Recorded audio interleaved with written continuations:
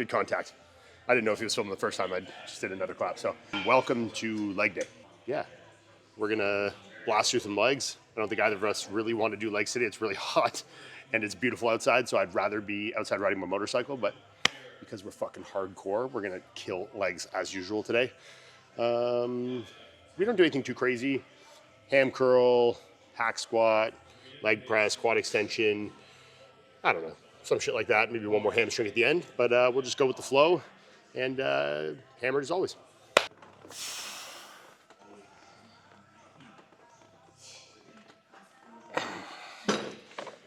Way too strong. I still think I'm so strong, and for most things until then. I was watching, I put up a post today, like with, you know, some of my training partners over the years and talking about training partners. And I was looking through like some of my old footage and like, you know, things I feel like so good on now. And I was looking back, like this Arsenal shoulder press. The other day I was like happy I like moved, what was it, 4.25? 5? I did 5 on it. Barely though. Barely. Yeah, and I had videos of me like doing 6 on that, like cranking reps out. And I'm like, oh, fuck. But top end pressing is definitely what I've noticed I've lost the most of. Like heavy chest and shoulder pressing. The rest doesn't feel that much different. I'm sure there is if I was to go back and like actually do the numbers, but all things considered pretty good. But I'm sure, I don't know if anyone else relates that, like, you know, when they take some downtime or off time or come off the fucking gear, you know, when they're prepping too. I mean, prepping is obviously a more direct thing. That's more of like a food thing, energy thing, I think. But obviously some combination with body weight, weight moves weight. But usually guys, anabolic load is actually generally higher, more comparable. So, but yeah, if you notice that your like top end pressing is like the first thing to go, like my legs, my back, all my isolation movements, like pec deck, fucking laterals, all that feel pretty much the same. But like, I certainly ain't shoulder pressing fucking 4 plates on a barbell. I'll tell you that, that's for sure. It's the Chota one today. Okay. Come on, let's go.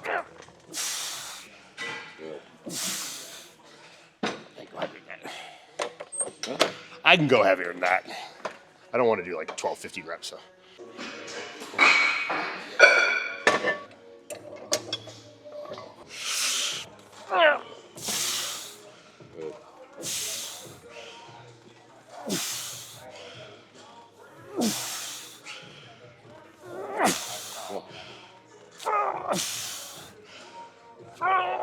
Keep going. One more. Let's go.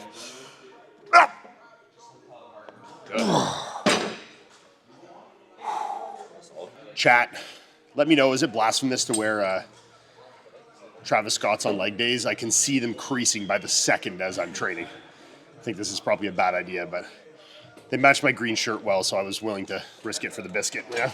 Okay. Good. Come on.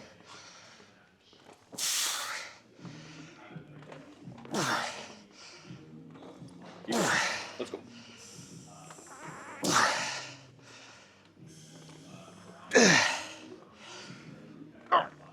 Come on, another one. Let's go. Squeeze. Squeeze. Is seated hamstring curl over lying in or what? I think so. I think like the positioning of your hips makes it a little better to get a good tight contraction. Yeah, I think they're both great exercises, but if I was going to pick one over the other, I'm generally picking the seated. You know, I think that hip positioning and really being like able to get it under you like that versus, you know, some people lift their hips, which I don't know how much it actually matters, but I definitely find it is a better feel and more isolated movement doing it on the seated. So, you know, I'm not really an advocate of wasting a lot of energy on isolation exercises like this, but I'm getting a bit old, and doing a hack squat early is like tough. Or maybe I'm just being lazy, I don't know. So then I don't need to load 12 plates onto the hack squat because I'm still that strong, I swear. But yeah, generally we do one of these two, like a ham curl or a quad extension first, just something to warm the knee up, and then we'll do our hack, leg press, lunge movement, whatever. And then we'll finish with another hamstring isolation and quad isolation, like a quad extension if we didn't start with it. So we're just gonna get these two out of the way. These will be nice and warmed up, and then we'll jump into the hack. I think hack. We've been doing pendulum here a bit, but Jay's never really used this this Arsenal hack here, so we might give it a run, you know?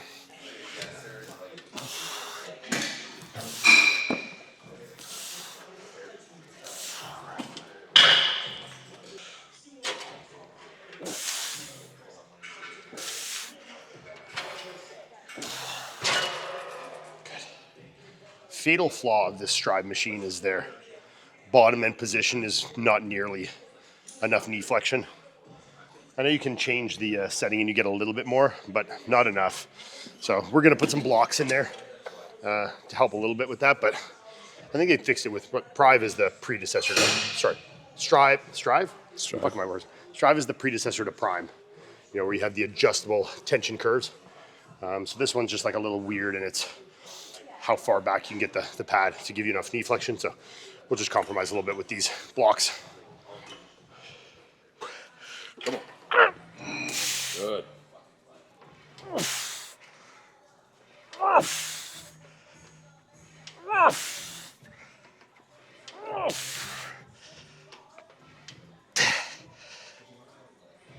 Keep going. Come on.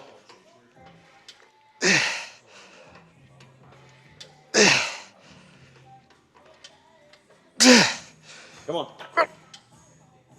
Come on. Let's go. Go. These new raw merch drop. Cody in. Cody, I don't know if they're still in stock, but if they are on the website. Or is it just... All right, let's go. Come on. Good. Come on.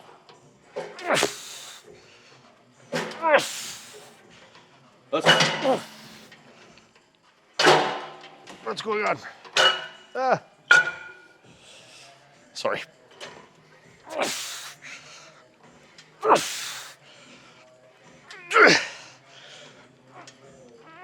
Come on.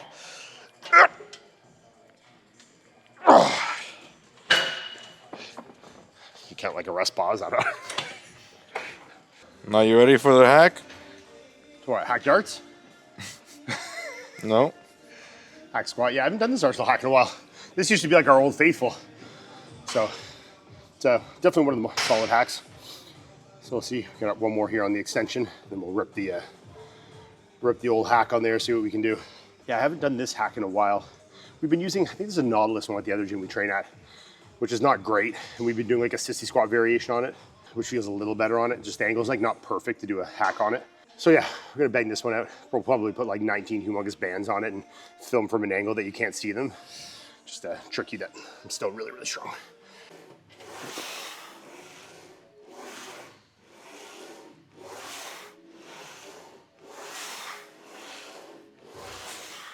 I forgot how good this machine was. It's actually such like a nice angle, you know? Why has it become this way? We just did it and it felt like blasphemous to do it, with always having the plates face inwards. Like just, I picked them up and put them on, they're facing up. I'm like, what the fuck? It felt so unnatural, you know? Like, why has that become? Is it because you grab it like with the edge and you place it on that way? You know, like obviously to place it this way is like more unnatural feeling than holding it like that. So maybe that's why it's become that way, but you can tell someone's a fucking like noob in the gym if all their plates are outward facing, you know?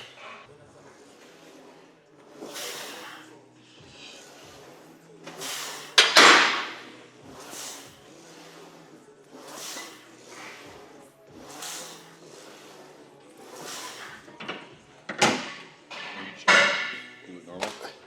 Yeah, are you used to seeing it? I was. It feels actually really nice to. To just do it normal. Yeah.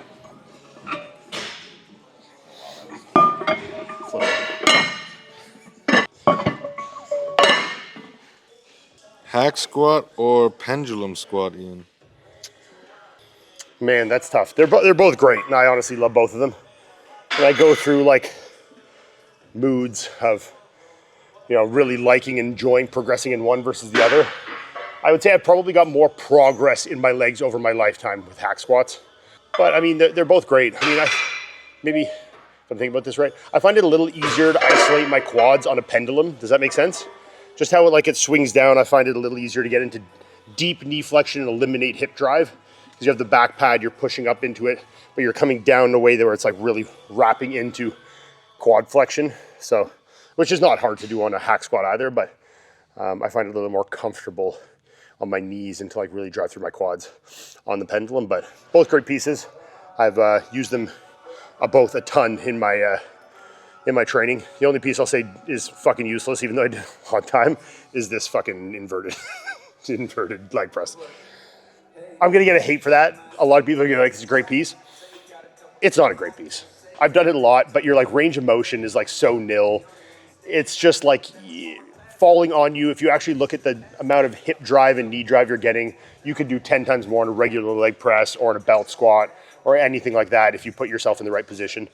So it's fun and cool, and like the OG bodybuilders did it, but there's so many better tools out there now that are like more comfortable and can get you like a better range of motion. So maybe saying it's useless is a bit aggressive, but definitely inferior.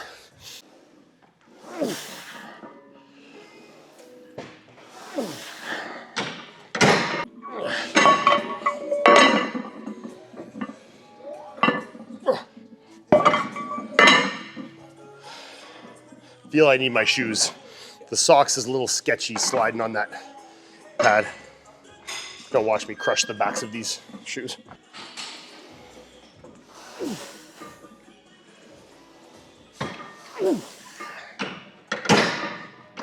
Put it down, Jay Short. Working? I don't think so. Let's see.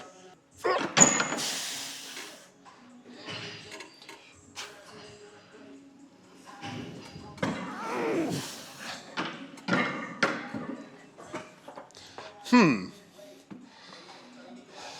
10. 10 will be hard for sure. Good.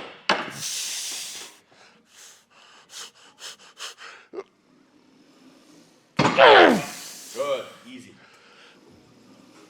Good. Come on. Keep going. Let's go. Good. Come on. Push. Come on. Two more. Let's go. I'm with you. Come on. Good. One more. Come on. Push. Good.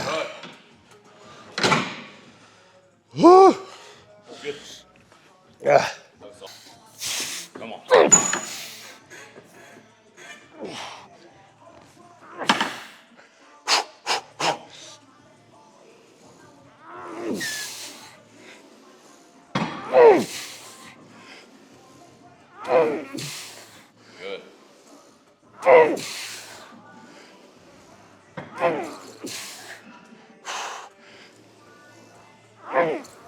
Come on, keep going. Push.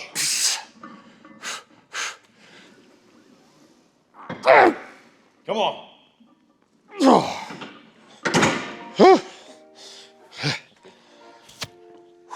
What's next, Ian? All right, so far we've done seated ham curl, quad extension, hack squat. First time hacking, well, doing that hack.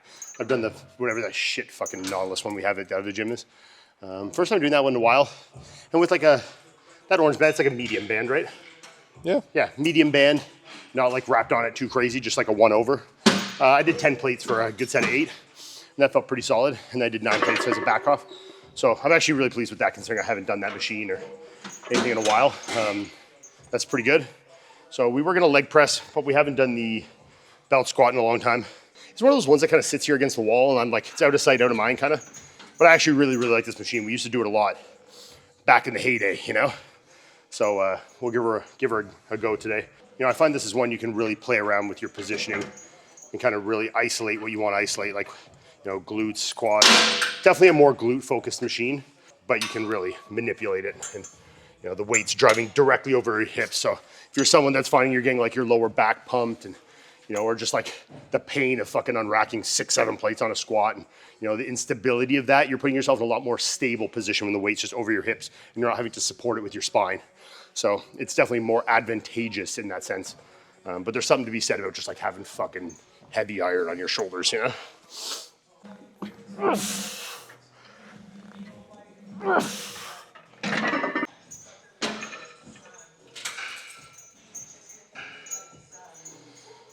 That was beautiful. Thank you.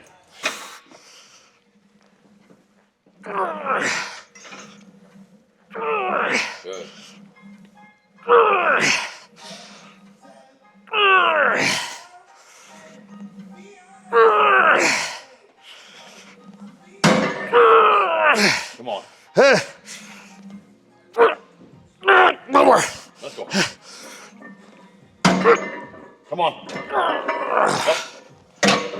Whew.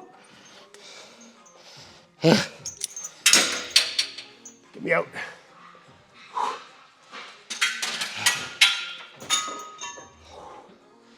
It's heavy.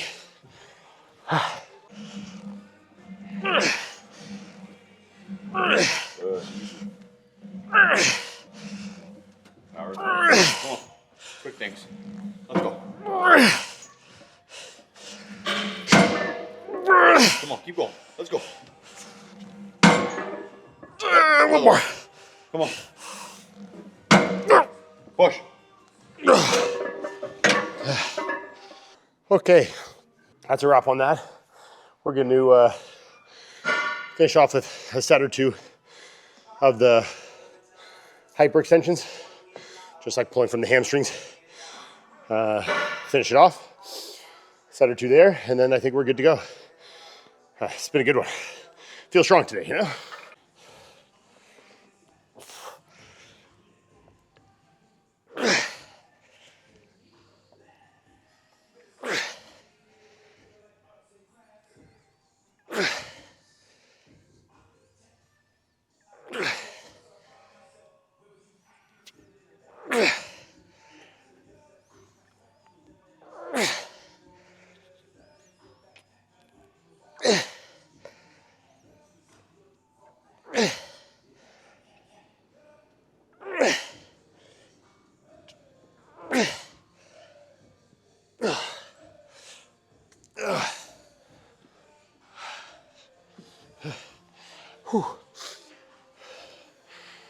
Sure, a lot of people, I've talked about these in videos in the past, but for any of you that are new here, the difference between doing these and doing a hyperextension, I'm actually feeling, by zero, I mean actually zero erectors when I'm doing that.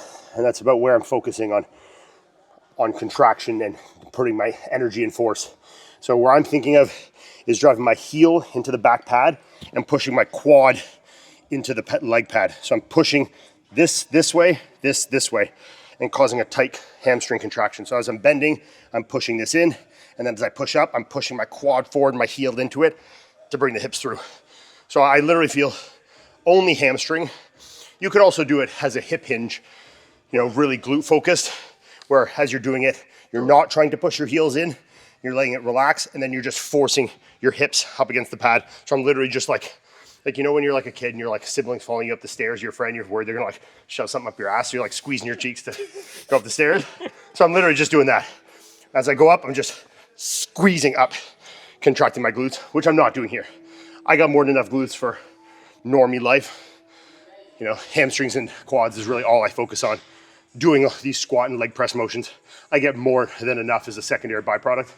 So I'm never trying to focus on them in any exercise selection I do anymore. But yeah, something like this, I'm doing it just like I would an RDL, but I'm actually able to eliminate a little more glute and hip involvement from it, so.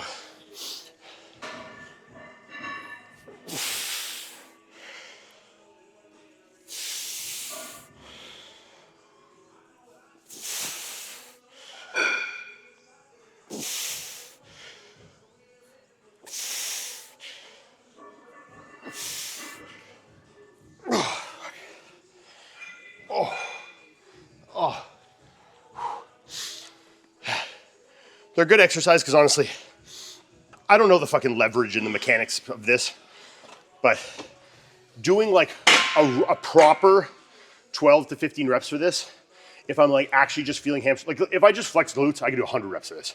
Or my hyperextensions, 30, 40, 50 reps, no problem. If you're just doing it as a hamstring movement and really just, like I said, focusing on driving heel, forcing quad, if you do that, you'll notice like doing a good 12 to 15, if you're like not 130 pounds, so if you are, then fuck you, but if you're someone with an actual adequate amount of muscle here, 12 to 15 will actually get pretty difficult if you're doing it right.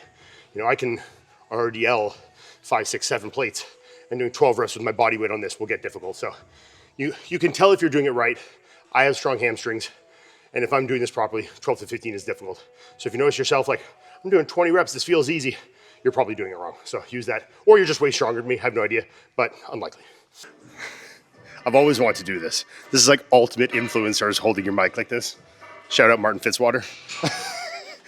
All right, so we just finished our leg day. That was one of the better ones I've had in a while. Felt really good.